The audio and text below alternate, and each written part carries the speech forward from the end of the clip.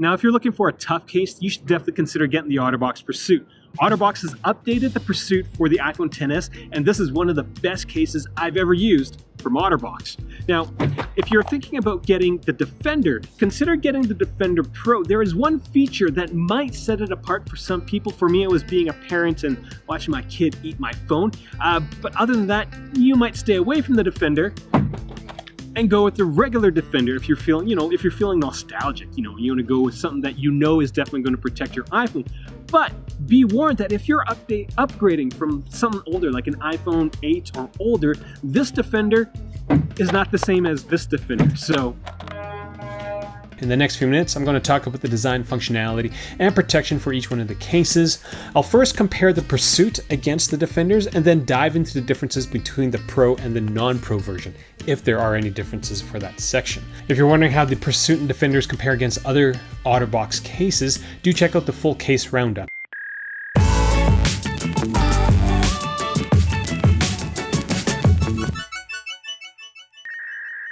At MobileReviewsEh, Monty, this little puppy, and I have accumulated a wealth of knowledge when it comes to iPhone cases, and we are definitely no stranger to Otterbox cases as we've been doing awful things in them for nearly 5 years in a row now. Now, the most painful thing about doing a video on the Otterbox Defender is the fact that it really hasn't changed in 5 years. But the Pursuit, this is new, so I'm excited. Between these three cases, the thinnest is the Pursuit, the biggest is the Defender Pro. Actually, the Defender and Defender Pro are pretty much the same size. The Pro does weigh a few more grams because of the extra TPU that covers the Apple logo, and that TPU is slightly thicker. I will say that despite the large size of the Defender, it handles relatively well because, well, most of the case is covered in TPU. If Otterbox was to add any more polycarbonate or expose any more polycarbonate, this would be an incredibly useless case. Now, in terms of overall size, the Defenders are constantly the largest cases I've used for the iPhone since the 5. And this is a good thing in terms of protection, but not a great thing when it comes to usability. Installing your iPhone is actually quite similar between the three cases. On the Pursuit, you have to peel back the TPU edge and remove the front panel, put the iPhone in the back panel and reinstall the front panel and press the TPU into the front panel. For the 2018 iPhones, Otterbox updated the Pursuit, and this method of installing the front is definitely better than the old way of snapping everything along the middle. For both Defenders, you do what you've done for the last 5 years. You remove the TPU, take the PC frame apart, and then place your iPhone in the frame and reverse the process. This hasn't changed in years. Now, in general, all three cases fit very well. I would not have said that with the older Defenders because the screen protector on the older Defenders is just absolute garbage.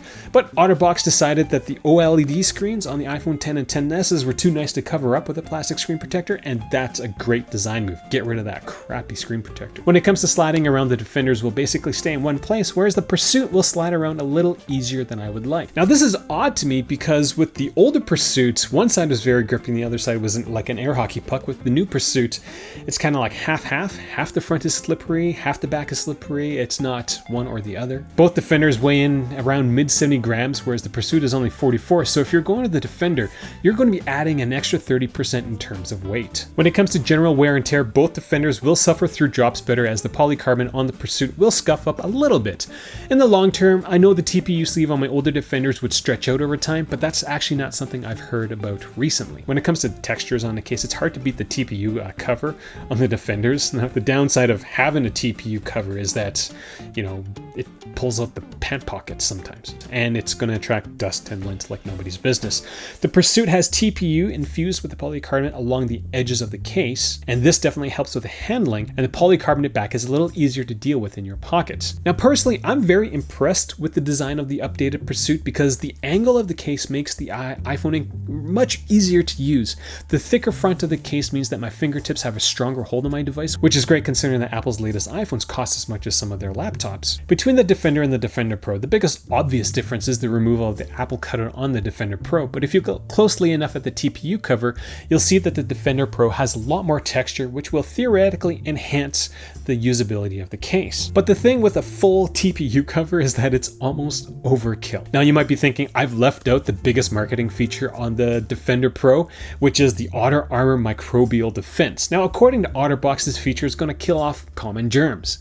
Now, I think the general consensus is that our tiny pocket computers are just cesspools of just grossness. Otterbox on their website says that these devices carry around 25,000 different kinds of germs, I think, which is kind of grody. Everything my body is trying to get rid of through like the various orifices on my body basically just end up on my device. So, you know, having a feature where it might nullify that issue would be a smart thing. Now, as a product reviewer, I try to test these marketed features, but given my lack of knowledge when it comes to growing microbial cultures, I have no idea if it's going to work. You know, in my head, I kind of think about it is that the Otterbox Defender Pro is like a bar of soap, is that every single time I shake somebody's hand, I just quickly rub my Otterbox Defender like this to get rid of all the germs. So in trying to figure out where else the microbial armor might be useful, I was thinking about my kid.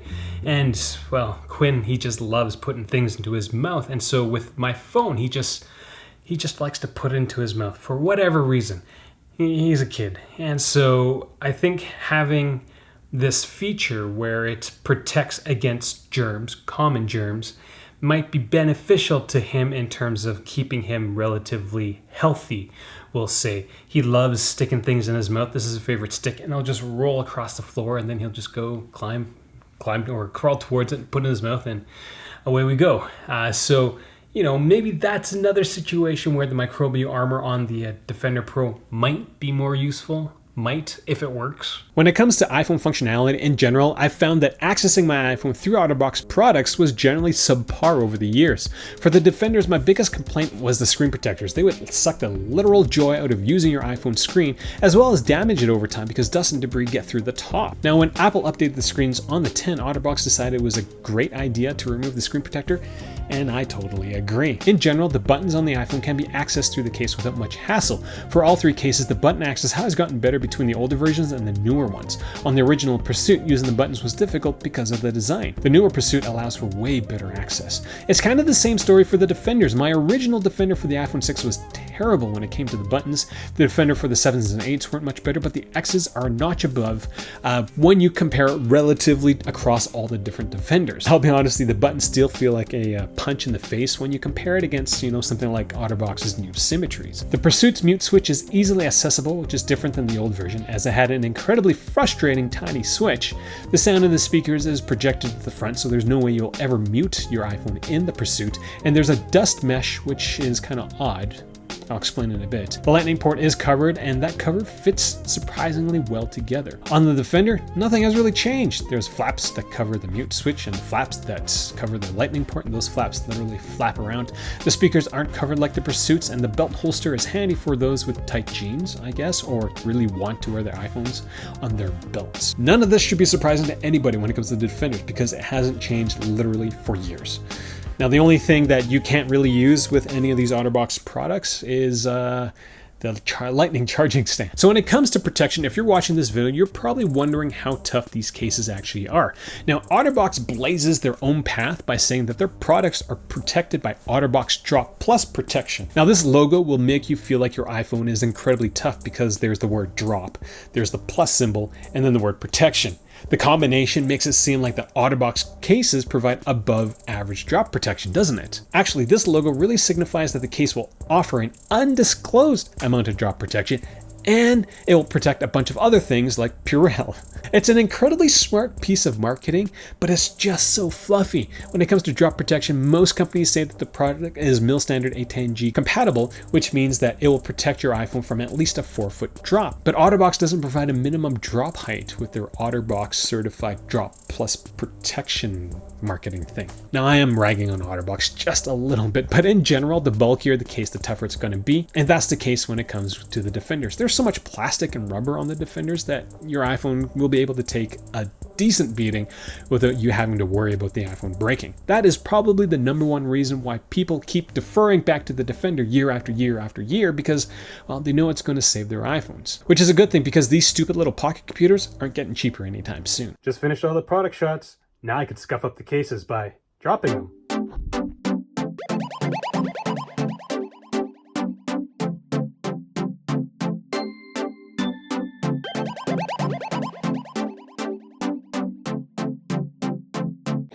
Now, before I go and do all these drop test videos, this video isn't sponsored by Otterbox, so if you're finding it useful or entertaining, do consider getting your stuff through my links. Again, they're not paying for any of the iPhones that I'm about to drop and potentially break, and it's quite nerve-wracking because these iPhones are stupidly expensive, like Apple, frickin' Apple. But many of you guys have been asking for Otterbox case reviews, so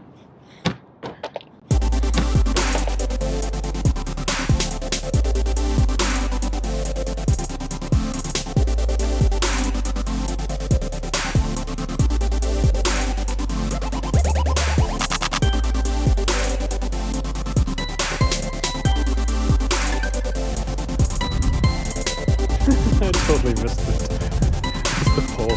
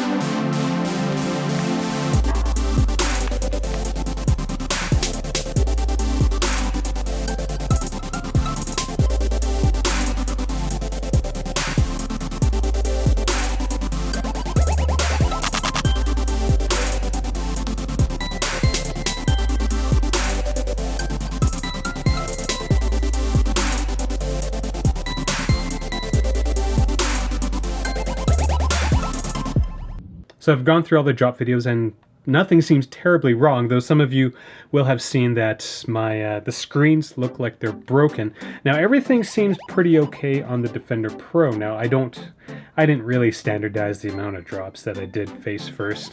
Though the screen protector on this iPhone is a case-friendly 2.5D screen protector. So there's no way that the edge of the case presses on that screen protector, which is why it looks fine. Now on the Defender, we'll do the Defender first. This is a full 3D screen protector and it fits on the device, but the moment that I had a drop on one of the corners, as you saw, it would chip the screen protector. Now, I think it's just the screen protector that's broken. I don't think the screen is actually broken. I'd be surprised if the screen was broken. But yeah, here's the broken screen protector, and the iPhone itself is fine. Still turns on. It's all good. All good. Now the Pursuit is kind of a different story. So on this Pursuit, I have a 3D screen protector, but it's case friendly. And so the size of this screen protector is smaller by about 2 millimeters so that you can fit a case around it. And so prior to the dropping, it fit very, very well. But the moment that there's a bit of impact, the entire case would move a little bit and it would pop off the screen protector, as you saw from the first drop. And then the subsequent drops, the screen protector actually broke. And so again, I don't think there's anything wrong with the screen. This is a terrible thing. It's like tucked under and some parts are over, and so it's really hard to take off. Now out of these two cases, three cases, the only case that actually broke was actually the Pursuit, and it's this corner. I've already shown it in the video, which is kind of surprising given that this case is like $20 more than the Defender, so yikes. But yeah, all my iPhones seem fine, they work well, no issue. See, it's broken screen protector on the Pursuit. iPhone's still fine. So as you've just seen, your iPhone is going to be able to take anything you throw at it, literally, on a day-to-day basis. But remember to get a screen protector for your case. Technically, the older Defenders are going to be tougher than the newer ones because it has the crappy plastic screen protector. Now, I will add that the Defender Pro is going to be slightly tougher than the regular Defender. Now, it wasn't totally obvious to me because the dimensions of the case are almost identical to the regular Defender, but the TPU cover of the Pro is thicker by about 10%. It's 2 millimeters on the regular Defender and 2.2 millimeters on the Defender Pro based on my measurements. So again, the more materials that you have on the case, the more protection it's going to offer. By how much? I have no idea. Now, between all three cases, between the Defenders and the Pursuits, Defenders, in my opinion, are going to be tougher than the Pursuit because there's just more case for you to scuff up and try to break.